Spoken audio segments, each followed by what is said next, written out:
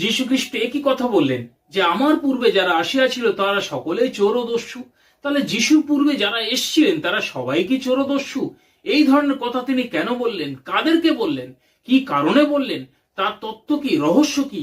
এই কি আমরা শুনলাম তার পূর্বে তো অনেকেই এসছিল, অনেক ভাওবাদীরা এসছিল, অনেক মানুষেরা এসছিল যারা অনেক আশ্চর্য আশ্চর্য কাজও করেছিলেন, যারা চমৎকার করেছিলেন এবং অনেক মানুষকে ধর্মীয় কথা বলেছিলেন, ধর্মীয় পথে নিয়ে এসেছিলেন এবং সৎ উপদেশ দিয়েছিলেন। তাহলে কি তারা সবাই কি চোর ও দস্যু? তাহলে যিশু কাদের বললেন? এই বিষয়ে জানতে গেলে, এই বিষয়ে বুঝতে গেলে আসুন আমরা এই আলোচনাতে প্রবেশ করি। আমরা যিশুকে দ্বার বলি, যে তিনি হচ্ছেন দ্বার, তিনি মেজদিকের দ্বার, তিনি হচ্ছেন দরজা। তিনি ব্যতীত ঈশ্বরের রাজ্যে প্রবেশ করা দুষ্কর বা সহজ ব্যাপার নয়। এটা আমরা বছরের পর বছর শুনে আসছি।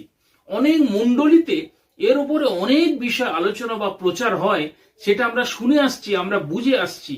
কিন্তু প্রকৃত এর যে বেসিক কারণটা সেটা কি আমরা জানি? যে যীশু খ্রিস্ট কেন বললেন তিনি দ্বার, কি কারণে দ্বার, কি জন্য দ্বার? আমরা সাধারণত বলে দিলে তিনি সমস্ত কিছু করেছেন, তিনি সৃষ্টিকর্তা। আবার অনেকে বলে যিশু ঈশ্বর, সেই কারণে তিনি দ্বার। না, বেসিক জিনিস ছাড়া, বেসিক বিষয় ছাড়া কখনোই একজন প্রকৃত এই রকম ভাবে বলতে পারে না। আর দ্বার বললেই হতে হবে বা হওয়া যায় সেটা না। কিন্তু যীশুখ্রিস্ট বললেন যে আমি মেজদিকের দ্বার। কি কি গুণ থাকলে একজন দ্বার হতে পারে, দরজা হতে পারে? আর কেনই বা তিনি দ্বার, বা কেনই বা তিনি বললেন যে আমার পূর্বে যারা এসেছিল তারা সকলেই চোর ও দস্যু? এই বিষয় জানতে গেলে, বুঝতে গেলে আসুন আমরা দুটো অংশে ভাগ করে আলোচনাটা করি। যে প্রথম অংশে দেখব যে কেন তিনি দ্বার, এর বেসিক, এর ভিত্তি কি রয়েছে, তিনি কোনগুলোকে আমাদের সামনে হাজির করেছে, বা আমরা আমাদের ক্যালকুলেশন করে শাস্ত্রের আধারে যে কোনগুলো আমরা দেখতে পেয়েছি, সেই কারণে আমরা বলতে পারবো যে যীশুখ্রিস্ট সত্য সত্যই প্রকৃত দ্বার। এবং দ্বিতীয় ভাগে দেখব যে কেন তিনি আদার্স বা অন্যদেরকে চোর ও দস্যু বললেন, সেই বিষয় নিয়েও আমরা আলোচনা করব। আসুন আমরা প্রথমেই দেখি যে কেন তিনি দ্বার। প্রথম বিষয়, তিনি হচ্ছে স্বর্গীয় স্থানাধিকারী, স্বর্গীয় স্থানের অধিকারী তিনি। সেই কারণে তিনি এটা বলতে পেরেছিলেন যে আমি দ্বার। কেননা যোহন লিখিত সুসমাচার তার 1 অধ্যায় 18 পদ যদি দেখি, সেখানে আছে যে তিনি পিতার কোলে থাকেন। অর্থাৎ যীশুখ্রিস্ট পিতার কোলে থাকেন বা কোলে থাকেন বা কাছে থাকেন। সেই কারণে দেখা যায় যে পিতার অধিষ্ঠানটা কোথায়, পিতার অবস্থানটা কোথায়? পিতার অবস্থান হচ্ছে স্বর্গীয় স্থানে। পিতার অবস্থান স্বর্গীয় স্থানে কিভাবে হলো এটা পরের বিষয়, পরে আমরা আসবো। কিন্তু আমরা এটা জানি যে যীশুখ্রিস্ট যাকে স্বর্গীয় পিতা বলেন বা স্বর্গীয় পিতা বলে তার কাছে প্রার্থনা করতেন এবং তার সঙ্গে সদা সর্বদা রিলেশনটা বজায় রাখতেন, প্রার্থনার মধ্য দিয়ে আত্মিক রিলেশনটা ধরে রাখতেন, সেই স্বর্গীয় পিতা তিনি স্বর্গীয় স্থানাধিকারী। এবং যীশুখ্রিস্ট বলেছেন আমি পিতার কোলে থাকি, তাই যীশুখ্রিস্টও সেই স্বর্গীয় স্থানাধিকারী। সেই কারণে আমরা বুঝতে পারি যে যীশুখ্রিস্ট হচ্ছেন স্বর্গীয় স্থানের একজন সত্তা। আবার যদি যোহন 17 অধ্যায় 5 পদ দেখেন, সেখানে দেখতে পাবেন লেখা রয়েছে জগৎ হইবার পূর্বে পিতা তোমার কাছে আমার যে মহিমা ছিল সেই মহিমায় আমাকে মহিমান্বিত করো। অর্থাৎ জগৎ সৃষ্টির আগে যীশুখ্রিস্টের মহিমা পিতার কাছে ছিল বিদ্যমান। তখন জগতের এই আবির্ভাব ঘটেনি, জগতের যে সৃষ্টি রহস্য সেটা প্রকাশিত হয়নি। সেই কারণে তখন যীশুখ্রিস্ট পিতার কাছে মহিমা প্রাপ্ত অবস্থায় ছিল, অর্থাৎ তিনি স্বর্গীয় স্থানের একজন স্থানাধিকারী। তাই স্বর্গীয় স্থানের স্থানাধিকারী কখনো ক্ষুদ্র পাওয়ার বা ছোট পাওয়ার হিসাবে আমরা ধরলে সেটা তো চলবে না। তাই যীশুখ্রিস্ট একজন পাওয়ারফুল ব্যক্তি ছিলেন, তিনি একজন তেজস্ক্রিয় জ্যোতির্ময় সত্তার ব্যক্তি ছিলেন। তাই ওই পর্যায় থেকে কেউ কখনোই ত্রাতা হওয়ার জন্য আসেনি। সেই কারণে বলছেন যে আমার পূর্বে কেউই ছিল না, যারা ছিল তারা কেউ পরিত্রাতা রূপে আসেনি, ত্রাণকর্তা রূপে, মুক্তিদাতা রূপে আসেনি। দ্বিতীয় বিষয় দেখব, প্রেরণকারী বা যীশুখ্রিস্টকে যিনি পাঠিয়েছেন, যিনি এই জগতে পাঠিয়েছেন। যদি যোহন তার 16 অধ্যায় 28 পদ দেখেন, সেখানে লেখা রয়েছে যে পিতার থেকে যীশুখ্রিস্ট এই জগতে এসছেন এবং আবার এই জগৎ পরিত্যাগ করে পিতার নিকটে চলে যাচ্ছেন। তাহলে দেখা যায় যে যীশুখ্রিস্ট পিতার থেকে বা পিতার কাছ থেকে তিনি পৃথিবীতে এসেছিলেন এবং এখান থেকে আবার তিনি সেই পিতার নিকটে চলে গেছেন।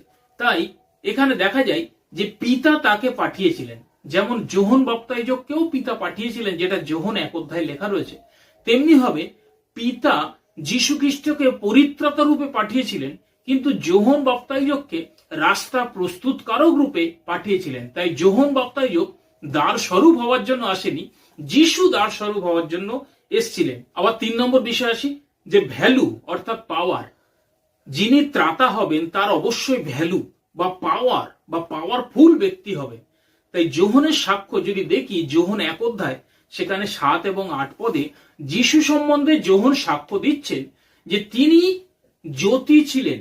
প্রকৃতপক্ষে যোহন বলছেন যে আমি বা যোহন নিজে সেই জ্যোতি ছিলেন না, কিন্তু যিশু সম্বন্ধে বলছেন তিনি সেই জ্যোতি ছিলেন, অর্থাৎ যিশু খ্রিস্ট জ্যোতির্ময় সত্তায়, জ্যোতির্ময় শরীরে এই পৃথিবীতে ছিলেন, এই রক্ত মাংসের শরীরে অবতীর্ণ হওয়ার আগে বা পূর্বেই। আবার যদি যোহন 1 অধ্যায় 15 দেখেন, তিনি বলছেন, যোহন বলছেন, তিনি আমার পূর্বে ছিলেন, তাহার পূর্ণতা হইতে আমরা সকলে পাইয়াছি। এই যে যীশু খ্রিস্ট একজন পাওয়ারফুল ব্যক্তি, জ্যোতির্ময় তেজস্বী শরীরে এই পৃথিবীতে ছিলেন। তাই যীশু খ্রিস্ট যখনই রক্ত মাংসের শরীরে পৃথিবীতে অবতীর্ণ হলেন, তখনই সে পূর্বদেশীয় সে পণ্ডিতদের কাছে সে খবর চলে গেল, তারাও সেই আত্মিক ধারা, তারাও সেই ধার্মিক বংশের, তারা হচ্ছে সে উচ্চকোটি সাধু, তারা হচ্ছে উচ্চকোটি পণ্ডিত, তারা জ্ঞানী। তাই সেই কারণে তারা জানতে পেরেছিলেন যে এই ধরনের আশ্চর্য ব্যক্তি পৃথিবীতে আগে কখনো জন্মায়নি। কেননা যীশু খ্রিস্ট বলছেন, মাতৃ গর্ভজাত যোহন হইতে মহান কেহই উৎপন্ন হয়নি। আবার যোহন ওদিকে বলছেন যে যীশু খ্রিস্টের পায়ের বন্ধন বা পাদুকা খুলে দেওয়ার যোগ্যতাও তার নেই। তাহলে যোহন যদি মাতৃ গর্ভজাত সবাইয়ের মধ্যে মহান বা শ্রেষ্ঠ হয়, পৃথিবীতে যত মানুষের জন্ম হয়েছে, আর যোহন যিশুকে বলছেন তার সে পায়ের জুতো খোলার যোগ্যতাও, জুতোর ফিতে খোলার যোগ্যতাও তার নেই, তাহলে যিশু যোহনের থেকে কত মহান। আর সেই মহান ব্যক্তিকে সেই পণ্ডিতরা, উচ্চকোটির পণ্ডিতরা, জ্ঞানী পণ্ডিতরা, তারা এসে প্রণাম করেছিলেন, তার আরাধনা করেছিলেন, তারা তাকে দেখার জন্য দিনের পর দিন তারা সেই রাস্তা অনুসরণ করে এসছিলেন, যে মহান এক আশ্চর্য স্বর্গের গোলাপ নেমে এসেছেন তাকে দেখার জন্য। তাই এই যে উচ্চকোটির পণ্ডিত, তারা বুঝতে পেরেছিলেন। তাই এই ধরনের অবতীর্ণ হওয়া যিশুর আগে কেউ হয়নি, যিনি ত্রাতা রূপে মানুষকে পরিত্রাণ করার জন্য আসবেন। সেই কারণে যিশু বলেছিলেন যে আমার পূর্বে যারা এসেছিল কেউই প্রকৃত পরিত্রাতা নয়, ত্রাণকর্তা, মুক্তিদাতা নয়। 4 নম্বর দেখি অথরিটি, অধিকার। যিশু খ্রিস্টের কি অধিকার ছিল এই পৃথিবীতে, এবং অনধিকার প্রবেশ তো কেউ করতে পারে না। সেই কারণে যোহন 1 অধ্যায় 10 থেকে 11 পদ দেখবেন লেখা রয়েছে, তিনি জগতে ছিলেন এবং জগৎ তাহার দ্বারা হইয়াছিল, এবং তিনি নিজ অধিকারে আসলেন। যেহেতু তিনি জগতে ছিলেন জ্যোতির্ময় শরীরে, এবং জগৎ থেকে তিনি চলে গেছিলেন পিতার নিকটে, সেখান থেকে আবার পিতা মাংসিক রূপে যিশুকে পাঠিয়েছিলেন। তাই যেহেতু জগতে তিনি ছিলেন, জগতে তার একটা অধিকার ছিল, তাই তিনি বলছেন যে আমি অধিকার বলে আসিয়াছি। তাই এখানে হচ্ছে আইনকে ভেঙে নয়, আইনের মধ্য দিয়েই যিশু খ্রিস্ট এখানে এসেছিলেন। এখানে অনেক মানুষেরা বা ম্যাক্সিমাম মানুষেরা ভুল ব্যাখ্যা করে যে জগৎ তাহার দ্বারা হইয়াছিল, কোনো কিছু তাহা ব্যতিরেকে হয় নাই, তার মানে যিশু খ্রিস্ট জগৎকে সৃষ্টি করেছেন, জগতের সৃষ্টিকর্তা তিনি, তিনি সমস্ত কিছু এই সৃষ্টির মূল বা প্রধান। এটা হচ্ছে সম্পূর্ণ ভুল ব্যাখ্যা।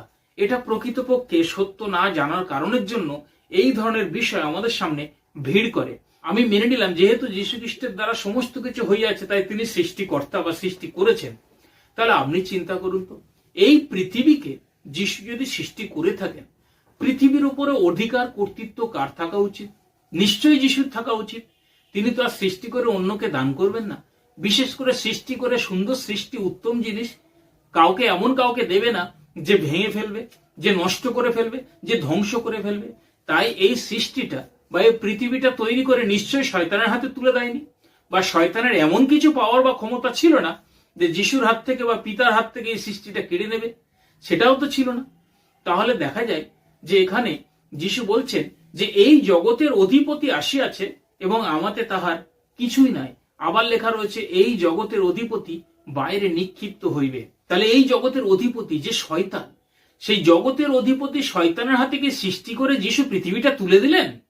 যেটা আপনি পাবেন শাস্ত্রে যোহন তার 12 অধ্যায় 31 পদ এবং 14 অধ্যায় 30 পদে সেটা দেখতে পাবেন। তাহলে কি হ্যান্ড ওভার করে দিয়েছিলেন এই শয়তানের হাতে এই জগৎটা সৃষ্টি করে? আবার যদি দেখেন যীশু খ্রিস্টকে যখন পরীক্ষা করছে শয়তান, সেখানে শয়তান জগতের সমস্ত কিছু অস্তিত্ব সবকিছু দেখালো, সমস্ত ঐশ্বর্য দেখালো, দেখিয়ে বলছেন এগুলো আমার অধিকারে আছে, আমি যাকে ইচ্ছা তাকে দান করি। তাই যিশুকে দান করবেন সে যদি শয়তানকে প্রণাম করে। আপনি চিন্তা করুন, যদি সমস্ত কিছু যিশু করে থাকেন, যিশুর অধীনে থাকেন, যিশুর কর্তৃত্বের মধ্যে থাকেন, তাহলে যখনই শয়তান প্রশ্ন করছে যে এই জগতের ঐশ্বর্য আমার অধিকারে রয়েছে, তাহলে তো যিশু বলতে পারতেন কার জিনিস নিয়ে কাকে দিবি। যদি যিশু এই সমস্ত কিছু করে থাকেন তাহলে নিশ্চয়ই এটা শয়তানের হাতে তুলে দেবেন না, আর শয়তান এর অধিকার ফলাতে পারবে না। আবার যদি দেখা যায় যে মথি তার 28 অধ্যায় 18 পদে লেখা রয়েছে, যিশু বলছেন জয় করার পরে যখন তিনি উত্থাপিত হন, তারপরে বলছেন পৃথিবী এবং স্বর্গের সমস্ত কর্তৃত্ব আমাকে দত্ত হইয়াছে। মানে পৃথিবীরও কর্তৃত্ব আমাকে দত্ত হয়েছে, মানে দেয়া হয়েছে। তার আগে কি যিশুর কর্তৃত্ব ছিল না পৃথিবীতে? তাহলে যদি তার দ্বারা হয় সমস্ত সৃষ্টি, সেই তো রাজা, সেই তো প্রধান হবে। তাহলে এই জগতের অধিপতি বা প্রধান বা প্রিন্স বা শাসক বা রুলার শয়তান কি করে হলো? তাই যীশু খ্রিস্টকে যদি সৃষ্টিকর্তা বলে দাঁড় করান, তাহলে এতগুলো বিষয় উপস্থাপন হলো, তাহলে এক্ষেত্রে দেখা যায় যে এটা ম্যাচ খাবে না। আবার দেখা যায় যে যোহন তার 5 অধ্যায় 35 পদে যিশু যোহন সম্বন্ধে বলছেন যে তিনি অগ্নিময় দেহে ছিলেন, অর্থাৎ সেই জ্বলন্ত জ্যোতির্ময় প্রদীপ ছিলেন যোহন। যিশু তাহলে কত পাওয়ারফুল হবেন যোহনের থেকে বেশি, কেননা তিনি জ্যোতির্ময় শরীরে ছিলেন। তাই এখানে দেখা যায় যে দুজনই অধিকার বলে এসছেন, কেননা এই পৃথিবীতে রক্ত মাংসের শরীরে আসার আগে যেমন যিশু পৃথিবীতে জ্যোতির্ময় শরীরে ছিলেন, তেমনি রক্ত মাংসের শরীরে আসার আগে যোহনও এই পৃথিবীতে আগুনের শরীরে বা জ্যোতির্ময় জ্বলন্ত জ্যোতির্ময় প্রদীপে ছিলেন। তাই এখানে আগুনের শরীর এবং জ্যোতির্ময় শরীরের পাওয়ারের মধ্যে অনেক তফাৎ রয়েছে। তাই যিশুর ফেস ভ্যালু পাওয়ার অনেক বেশি যোহনের থেকে। তাই যোহন 1 অধ্যায় তার 15-16 পদে যোহন নিজে বলছেন যে আমার পূর্বে তিনি ছিলেন এবং তাহার পূর্ণতা হইতে আমরা পাইয়াছি। অর্থাৎ যীশু খ্রিস্টের পরের স্টেজ হচ্ছে যোহনের স্টেজ। তাই পরবর্তীকালে দেখা যায় যে দুজনই রক্ত মাংসের শরীরে এসেছিলেন, তাই তাদের একটা অথরিটি বা অধিকার ছিল, যেহেতু দুজনেই পৃথিবীতে ছিলেন। তাই এর আগে কখনো এরকম কেউ আসেনি, তাই কেউ দাঁড় হতে পারেনি। আবার যদি পঞ্চম বিষয় দেখি যে মাধ্যম, শুধু অথরিটি থাকলেই হবে না, শুধু পাওয়ার থাকলেই হবে না, শুধু প্রেরণকারী থাকলেও হবে না, স্বর্গীয় স্থানাধিকারী হলেই হবে না, এই পৃথিবীতে আসার একটা মাধ্যম দরকার। সেই মাধ্যমটা যদি ভুল হয়, অন্যায় হয়, ধর্মাশ্রিত না হয়, সত্যাশ্রিত না হয়, অপরাধমূলক হয়, তাহলে তার মাধ্যমে তো একজন ত্রাতা আসতে পারে না। সেই কারণে আমরা দেখতে পাই যে যোহন বাপ্তাইজকের জন্ম যেমন হয়েছিল এবং তিনি রক্ত মাংসের শরীরে যখন আসে, লেখা রয়েছে যে ধার্মিকতার পথ দিয়ে তিনি এসছেন। মতি যদি 21 অধ্যায় 32 পদ দেখেন, তদ্রূপ ভাবে দেখা যায় যে যোহন জন্মেছিলেন ইলিসাবেতের মধ্য দিয়ে। ইলিসাবেতের বোন হচ্ছে সেই মরিয়ম। ইলিসাবেত ধার্মিক ধারা বা ধার্মিক বংশের ছিলেন, তাই সেই সূত্রে মরিয়মও ধার্মিক ধারা এবং ধার্মিক বংশের। তাই ধার্মিক বংশের মধ্য দিয়ে যিশু জগতে এসেছিলেন এবং যোহনও এসেছিলেন।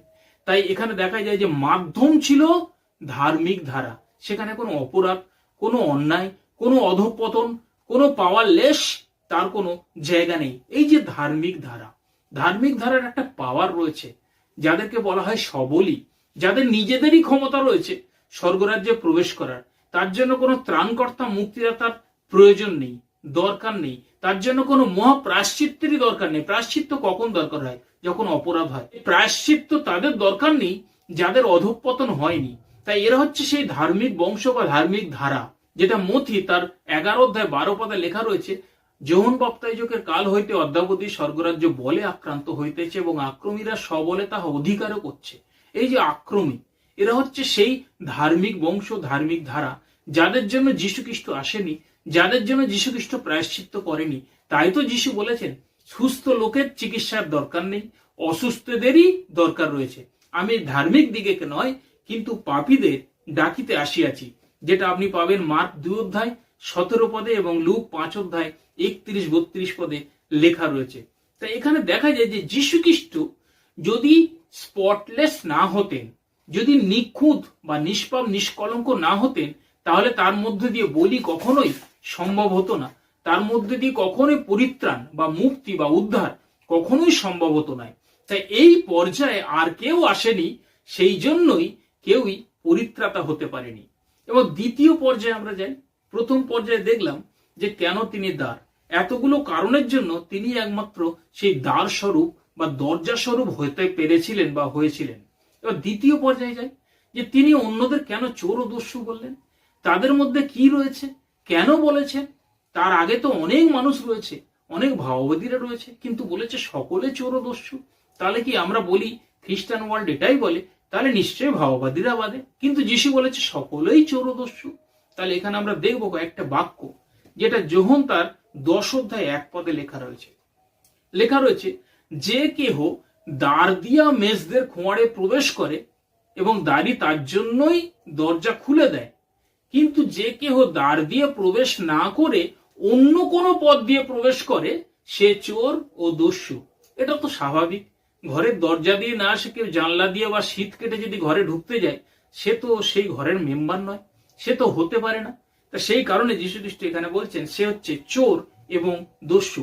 আবার চোর ও দস্যুর কাজ কি, সেখানে 10 অধ্যায় 10 পদে লেখা রয়েছে, যেটা যোহন সুসমাচারে। সেখানে বলছে চোর আইসে কেবল চুরি, বধ ও বিনাশ করতে, কিন্তু আমি আসিয়াছি যেন তারা জীবন পায় এবং জীবনের উপচয় পায়। তাই যীশু খ্রিস্ট আসার আগে অনেক মানুষ পৃথিবীতে এসেছিলেন, তারা অনেক মানুষকে সত্যের পথের কথা বলেছে, ধর্মের কথা বলেছে, সত্যের প্রচার করেছে, কিন্তু তাদেরকে প্রকৃতপক্ষে যীশু খ্রিস্ট বলেনি যে তারা চোর বা দস্যু, কিন্তু প্রকৃতপক্ষে তাদেরকে বলেছে যারা পরিত্রাতা, ত্রাণকর্তা, মুক্তিদাতা হতে চেয়েছে, অথচ সেই পাওয়ারের ছিল না, অথচ সেই পর্যায়ভুক্ত ছিল না, অথচ সেই প্রকৃত মাধ্যমের মধ্য দিয়ে আসেনি এবং আইনের মধ্য দিয়ে আসেনি। অনেকে চেষ্টা করেছে যে পরিত্রাতা হতে, নিজেদেরকে প্রকাশ করেছে, অথচ তাদের মধ্যে সেই পর্যায়ই ছিল না, সেই ভ্যালুই ছিল না, সেই গুণই ছিল না। তাই তাদেরকে যীশু খ্রিস্ট বলছেন তারা সকলে চোর এবং দস্যু। একই ক্ষেত্রে পুরাতন নিয়মে যে ঈশ্বর যাকে বলছেন, তিনি অনেক জায়গা প্রকাশ করেছেন যে আমি পরিত্রাণ দিতে এসেছি, আমি ত্রাণকর্তা, মুক্তিদাতা, বা আমি অনন্ত জীবন দান করি। এই ধরনের প্রকাশ তিনিও করতে চেয়েছিলেন, তিনিও পরিত্রাতা হতে চেয়েছিলেন, অথচ তিনি সেই ফেস ভ্যালু পাওয়ারে ছিলেন না, অথচ এই পর্যায়ভুক্ত তিনি ছিলেন না। তাই সেক্ষেত্রে দেখা যায় যে তিনিও ত্রাণকর্তা হতে পারেনি, তাই তো যীশু খ্রিস্টকে আসতে হলো। যদিও পুরাতন নিয়মের ঈশ্বর সে এখানে নিজেকে সেই মানুষ রূপে প্রেজেন্ট করেনি, তথাপি তিনি হতে চেয়েছেন। তাই যীশু খ্রিস্ট তাদেরকেও বলেছেন যে এরা হচ্ছে সেই পর্যায়ভুক্ত নয়, তাই এদের মধ্য দিয়ে পরিত্রাণ কখনো সম্ভব নয়। তাই যারা হতে চেয়েছে অথচ তাদের মধ্যে সেই ভ্যালুই নেই, তাদেরকে যীশু খ্রিস্ট বলছেন তারা সকলে চোর এবং দস্যু। তাহলে আগের ভিডিওতে যদি আপনি দেখেন, সেখানে দেখতে পাবেন, সেখানে আপনি শাস্ত্র খুলেও দেখতে পাবেন যে ঈশ্বর, আপনার কি মনে হয় ঈশ্বর কোনো কাজ করলেন তিনি বুঝতে পারেনি সেই কাজটা ভুল হবে না ঠিক হবে, তার জন্য পরে আফসোস করছে বা অনুশোচনা করছে? এটা কি কখনো ঈশ্বর হতে পারে? এই রকম বিষয় প্রথম বিষয়। এবং দ্বিতীয় বিষয় কি, ঈশ্বর থেকে কখনো মন্দ আত্মা আসতে পারে, ঈশ্বর থেকে কখনো দুষ্ট আত্মা আসতে পারে, ঈশ্বর কখনো মন্দ আত্মা এবং দুষ্ট আত্মা পাঠিয়ে মানুষকে পরিশান করতে পারে, বিভ্রান্ত করতে পারে, প্রলাপ বকাতে পারে, বিশ্বাসঘাতকতা করাতে পারে, এই রকম হতে পারে, অথচ সেখানে উল্লেখ রয়েছে। আবার তৃতীয় বিষয়, ঈশ্বরকে চোখে দেখা যায়, আবার শাস্ত্র বলছে ঈশ্বরকে কেহই কখনোই চোখে দেখেনি, অথচ পুরাতন নিয়মে ভুরি ভুরি উদাহরণ রয়েছে যে তারা বলছে আমি নিজের চোখে দেখেছি, কেউ বলছে সামনাসামনি দেখেছি, কেউ বলছে বন্ধুর সঙ্গে যেমন গল্প করে তেমনি দেখেছি, আলাপ করেছি, আবার কেউ বলছে তাকে রান্না করে দিয়েছি, তাকে মাংস রান্না করে দিয়েছি, সে খেয়েছে। আদি পুস্তক তার 18 অধ্যায় 1 থেকে 14 পদে তার বিবরণ রয়েছে, আপনারা দয়া করে একটু পড়ে নেবেন। তাহলে কি সেটা ঈশ্বর বা ঈশ্বরের সত্তার বন্ধুরা বা সেই পর্যায়ের তার সহকারীরা, তাদেরও কি ক্ষুধা রয়েছে, তৃষ্ণা রয়েছে, জরা রয়েছে, মৃত্যু রয়েছে, ব্যাধি রয়েছে? তাহলে এই ধরনের বিষয়। আবার যদি 4 নম্বর দেখেন, সেখানে দেখবেন সৃষ্টিতেও ভুল রয়েছে। তাহলে কি ঈশ্বর পবিত্র সত্তা, সৃষ্টি কি ভুল করতে পারে, বা সৃষ্টিতে কোনো অন্যায় থাকতে পারে, বা বিজ্ঞানের সঙ্গে মিলছে না এরকম হতে পারে? সেখানে অথচ উল্লেখ রয়েছে। আবার দেখা যায় যে ঈশ্বর হত্যা করছে, খুন করছে, বধ করছে, যে কারণেই করুক না কেন ঈশ্বর তো কোনোদিন হত্যা করতে পারে না, সেটা বুঝতে হবে। তা সেই কারণের জন্য ঈশ্বর কখনো অন্যায়, অপরাধ করতে পারে না, হত্যা করতে পারে না, খুন করতে পারে না, তিনি মার্ডারার হতে পারে না। আবার মানুষেরা বসিয়ে রেখেছে যে স্বর্গদূত স্বর্গে ছিল, তার মধ্যে গর্ব অহংকার আসলো। তাহলে তাদের স্বর্গ তো ভুল জায়গা, তাদের স্বর্গ, সেখানে প্রোটেকশন নেই যে গর্ব অহংকার আসতে পারে, অন্যায় অহংকার আসতে পারে। তো তাদের স্বর্গ তাহলে নিশ্চয়ই আলাদা হবে, যেখানে সুরক্ষার ব্যবস্থা ঠিক করা নেই। অথচ প্রকৃত স্বর্গের মধ্যে বা সেখানে এক কোণাতেও কখনো কোনো গর্ব অহংকার অন্ধকার আসতে পারে না।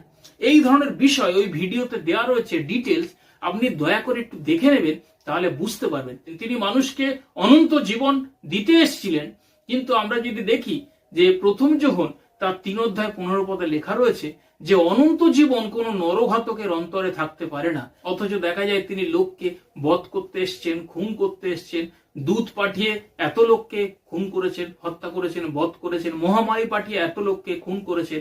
তাহলে তার জীবন থেকে আমরা অনন্ত জীবনে যদি আশা করে বসে থাকি, আশাতেই আমাদের বসে থাকতে হবে, প্রকৃত ঈশ্বরের সন্ধান আমরা পাবো না। এখানে যিনি পরিত্রাতা হতে এসেছিলেন তার মধ্যে সেই গুণগুলো নেই এবং উপযুক্ত সেই ব্যবস্থা নেই, তাই তিনি কখনোই পরিত্রাতা মুক্তিদাতা হতে পারেননি। তাই যীশুখ্রিস্ট বলছিলেন তারা কেউই ত্রাণকর্তা হতে পারেনি বা ত্রাণ করতে আসেনি। যদি কেউ হয়ে থাকতো তাহলে যিশুর তো আসার দরকার নেই, অলরেডি তো কেউ ত্রাণ করতে এসছেন। ত্রাণ তো সবাই মিলে করতে আসবে না, একজন আসলেই হয়ে যাবে, আর তার তো ফেস ভ্যালু পাওয়ার অনেক বেশি। তাই আমাদের উদ্দেশ্য আপনাকে বিভ্রান্ত করা নয়, আপনাকে ভুল বোঝানো নয়, আপনাকে ধরিয়ে দেওয়া, দেখিয়ে দেওয়া। প্রকৃত ঈশ্বর সম্পূর্ণ আলাদা। প্রকৃত সত্যময় ঈশ্বরের গায়ে কেউ এক বিন্দু কালি লাগাতে পারে না, কেননা কোনো দুষ্ট দোষের জন্য তিনি দোষী হতে পারেন না, কেননা তিনি কোনো কিছুই অন্যায়ের প্রশ্রয়দাতা নয় এবং সৃষ্টিকর্তাও নয়। সেই কারণে দেখা যায় যে আমরা সেই প্রকৃত সেই সত্যময় ঈশ্বরকে মানুষের কাছে প্রেজেন্ট করার চেষ্টা করছি, আর মানুষের মাথায় রং নাম্বার ভুল ঈশ্বরকে বশ করে রেখে প্রকৃত সত্যময় ঈশ্বরকে দূরে ঠেলে দিচ্ছে। তাহলে তাদের জন্য তো ঈশ্বরের রাজ্য নেই। আমরা অনেক সময় বলি পুরাতন নিয়মে এটা লেখা রয়েছে, নতুন নিয়মে এটা লেখা রয়েছে, এটা তো মিল রয়েছে। এটা সে পুরাতন নিয়মের ঈশ্বর, সে লিঙ্ক করার চেষ্টা করেছে। তিনি জানতেন যে পরিত্রাতা আসবেন, যীশুখ্রিস্ট আসবেন, তাই তার সঙ্গে আগে থেকে চ্যানেল আপ করার চেষ্টা করেছেন, যাতে মানুষের মাথায় কখনোই এটা না আসে যে একজন ঈশ্বর সম্বন্ধে কনসেপ্ট বা ধারণা কি হতে পারে। তাই আমাদের উদ্দেশ্য কিন্তু প্রকৃতপক্ষে সত্যময় ঈশ্বরকে চেনা, জানা এবং বোঝা। খালি ধরিয়ে দেওয়া হচ্ছে যাতে আপনারা বুঝতে পারেন যে প্রকৃত সত্যময় কি হতে পারে, কি হতে পারে না। কখনো এই সমস্ত ঈশ্বর এই অন্যায়ের জন্য তিনি কখনো দায়ী হতে পারে না। আমরা যাকে ঈশ্বর রূপে বশ করে রেখেছি, সে কত দিক দিয়ে দেখা যায় যে তার মধ্যে কত এই সমস্ত সমস্যা রয়েছে, তাই তিনি প্রকৃত ঈশ্বর হতে পারে না। তাই সত্যময় ঈশ্বর হচ্ছেন আলাদা। সেই বিষয়ে আমরা পরে নিশ্চয়ই আসবো যে কিভাবে এগুলো হতে পারে। তাহলে সৃষ্টির বিবরণ কি করে আমরা দেখতে পাই বা সৃষ্টি কিভাবে হলো, অবশ্যই আসবো। অনেকের হয়তো ধৈর্য নেই, কিন্তু সত্য জানতে গেলে, প্রকৃত তত্ত্ব জানতে গেলে ধৈর্য ধরতে হবে। ধৈর্য যদি না ধরতে পারি তাহলে কিন্তু আমরা বুঝতে পারবো না। তাই step by step, one by one আমরা যেন এগিয়ে যেতে পারি, তাহলে আমরা প্রকৃতপক্ষে সেই তত্ত্ব আমরা জানতে পারবো, আমাদের দিগন্ত খুলে যাবে, তখন আমরা সে অনন্ত জীবনের জন্য অগ্রসর হতে পারবো।